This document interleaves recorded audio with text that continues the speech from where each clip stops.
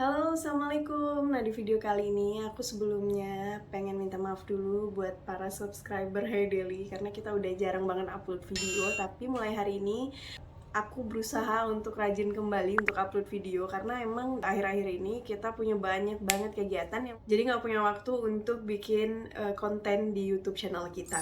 Nah, kebetulan beberapa hari lalu dan mungkin ada beberapa akun ya yang DM aku.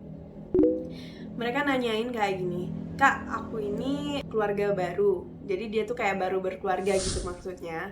Gimana sih Kak caranya untuk mengatur keuangan di keluarga gitu loh. Nah, ini aku pikir penting ya sebagai ibu rumah tangga dan kalian semua ibu rumah tangga di rumah, bahkan yang belum menjadi ibu, ya, tentunya juga menjadi manajer keuangan di keluarga gitu loh. Jadi di video kali ini aku pengen jelasin gimana sih cara aku untuk mengatur duit yang masuk tiap bulannya dan pengeluaran yang kita habiskan dalam bulan tersebut. Kemudian juga gimana sih cara aku untuk menyisihkan daripada income yang kita dapatkan untuk menabung. Buatlah beberapa rekening dengan peruntukannya masing-masing. Kalau aku pribadi, aku punya 4 rekening. Yang pertama rekening gaji, yang kedua rekening daily care, kemudian yang ketiga rekening transit, dan yang keempat itu adalah rekening tabungan. Kenapa sih banyak banget? Nanti biaya adminnya jadi gede loh. Ya bener sih, harusnya kalau kalian punya minimal 2 rekening aja buat nge-save uang kalian itu udah sangat bagus gitu loh. Tapi kalau aku pribadi, aku punya 4 rekening. Yang mana sebenarnya rekening gaji ini biasanya kalau kalian kerja di kantoran atau di salah satu instansi di pemerintahan, pasti dia akan connect ke bank daerah. Jadi gaji kalian biasanya akan langsung ditransfer ke bank daerah. Awalnya aku pikir juga aku nggak mau bikin rekening di bank ini. Namun karena gaji kita secara otomatis biasanya langsung ditransfer ke rekening salah satu bank daerah tersebut. Jadi aku berpikir untuk ya udah, dana yang ada di dalam rekening gaji ini aku gunakan untuk dana darurat. Jadi benar-benar yang namanya gaji itu tidak pernah digunakan kecuali dalam keadaan darurat gitu loh. Nah, kemudian yang kedua ini adalah rekening daily care. Jadi biasanya uang bulanan dari suami itu akan ditransfer ke rekening daily care. Daily care apa sih Kak? Gitu loh. Daily care sendiri sebenarnya adalah kebutuhan-kebutuhan mendasar yang mau tidak mau harus kita keluarkan dalam kurun waktu 1 bulan itu. Kalau aku sendiri sebenarnya banyak banget nih kebutuhan-kebutuhan daily care yang mendasar dan wajib. Yang pertama ialah biaya listrik, air, dan lain sebagainya, wifi. Kemudian yang kedua itu adalah biaya gaji dari asisten rumah tangga. Yang satunya adalah pengasuh Iris gitu. Kemudian yang ketiga adalah biaya asuransi kesehatan, baik asuransi kesehatan kita maupun asuransi kesehatan orang tua. Karena aku juga di samping kita nyisihin sedikit buat orang tua, aku juga daftarin orang tua aku ke asuransi kesehatan gitu loh. Kemudian juga digunain juga untuk arisan.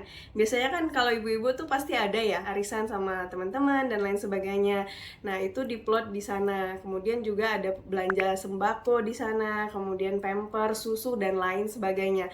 Bahkan sebetulnya biaya-biaya kayak kos-kos politik yang akhirnya dimasukkan dan diplotkan di dalam rekening daily care itu sendiri. Kalau seandainya uang di rekening daily care-nya habis gimana Kak? Nah, kalau seandainya habis, itulah gunanya dana darurat. Karena sebetulnya pada prinsipnya aku udah plotkan kebutuhan yang wajib dan perlu untuk dipenuhi dalam 1 bulan gitu. Sometimes tapi terjadi kan kayak tiba-tiba ada yang sakit gitu. Nah, jadi aku menggunakan dana darurat di sana untuk dapat mengcover kekurangan yang ada dalam rekening daily care gitu loh. Nah, tapi sometimes juga terjadi nih dalam rekening daily care itu ternyata kelebihan gitu loh. Jadi kayak ada sisa gitu. Nah, disitulah peluang aku untuk beli-beli kayak barang-barang yang aku pengen gitu, kayak tas, sepatu, dan lain sebagainya. Jadi kita ada budget main di dalam rekening daily care itu. Tujuannya apa? Tujuannya ialah ya untuk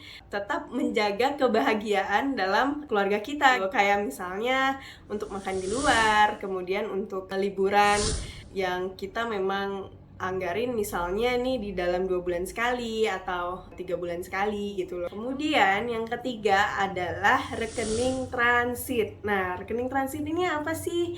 Rekening transit ini ialah karena kebetulan kita kerja berdua nih, aku kerja dan suamiku kerja gitu.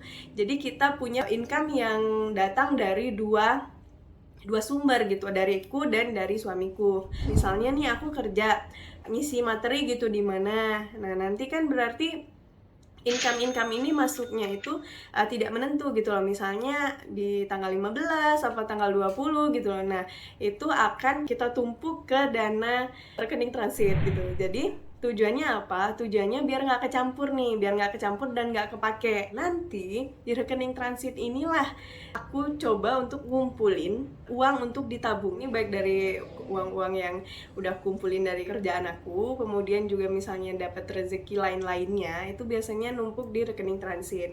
Nah, nanti di akhir bulan aku akan store dari rekening transit ini ke rekening tabungan dengan nominal yang sudah aku komitmenkan dari awal. Kemudian di rekening keempat itu ada rekening tabungan. Nah, di rekening tabungan ini menarik ya, karena kalau aku secara pribadi, rekening tabungan ini sendiri aku targetkan. Artinya, dalam 1 bulan aku harus menabung dalam jumlah yang sama dan konsisten. Jadi misalnya nih aku di bulan ini aku harus nabung 10 juta gitu misalnya ya. Jadi di bulan selanjutnya juga aku harus menabung 10 juta gitu loh. Mungkin pernah terjadi adalah kita nggak bisa nabung nih dengan nilai 10 juta itu sendiri. Mau nggak mau, kita akhirnya kan kepake ya dana yang lain untuk nutupinnya. Dan mungkin target untuk 10 juta itu misalnya nggak terpenuhi nih. Dan akhirnya aku harus bertanggung jawab nih dengan apa yang sudah aku lakukan gitu. Gimana caranya? Caranya adalah kita harus menutupi kekurangan daripada 10 juta itu di bulan-bulan selanjutnya. Jadi artinya misalnya hari ini aku cuma bisa nabung 8 juta gitu loh. Jadi kurang 2 juta dan bulan selanjutnya aku harus nabung 12 juta. Dan aku udah dari awal tahun itu udah dibikin tuh Januari uang aku harus misalnya 20 juta gitu. Terus di Februarinya harus 40 juta, di Maretnya harus 60 juta, kemudian di Aprilnya harus 80 juta gitu. Dan itu memang harus kita disiplin dengan apa yang sudah kita komitmenkan dengan diri kita sendiri gitu. Tujuannya apa? Tujuannya kadang gini loh. Misalnya nih kita udah punya uang 300 juta gitu. 300 juta kan cukup banyak ya. Misalnya kayak ya udahlah 300 juta udah cukup lah buat hidup aku gitu. Nah, ini yang bikin kadang memang kita jadinya terlena dengan uang yang kita miliki, sehingga kita jadi lebih cenderung boros dan menggunakan uang-uang yang kita miliki ini dengan hal-hal yang mungkin tidak terlalu penting gitu loh. Padahal sebenarnya kita masih ada peluang untuk mengumpulkan uang yang lebih banyak daripada itu dengan menabung. Nah, kemudian di dana tabungan ini sendiri, boleh nggak Kak dibelanjain? Ya boleh, dengan catatan adalah yang boleh dibelanjakan dengan dana tabungan ini adalah hal-hal yang berupa aset. Yang diutamakan adalah aset yang bergerak ya, bergerak dalam arti investment gitu loh. Dan tidak kendaraan, karena kendaraan itu kan dia mengalami penyusutan setiap tahunnya. Dalam rekening tabungan ini sendiri, aku berusaha juga untuk membagi beberapa part daripada investasi yang mungkin bisa menjaga nilai daripada uang kita gitu. Kayak misalnya dijadikan emas, atau dijadikan lembar saham, atau dijadikan koin di kripto gitu, dan lain-lain sebagainya. Tujuannya apa? Tujuannya karena untuk menyimpan uang hari ini memang agak tidak worth it gitu. Karena apa? Karena yang namanya uang ini sendiri sifatnya adalah termakan oleh inflasi. Jadi kalau seandainya kita simpan uang 1 miliar tahun ini, tahun depan itu udah nggak 1 miliarnya bukan berkurang ya, tapi nilai dari 1 miliar itu sendiri jadinya kayak berkurang gitu. Kayak contohnya kita mau simpan emas. Hari ini emas misalnya 100 gram gitu kan, sekitar nggak sampai 90 juta gitu ya. Namun emas 100 gram ini kita bisa bikin rumah kecil, rumah sederhana.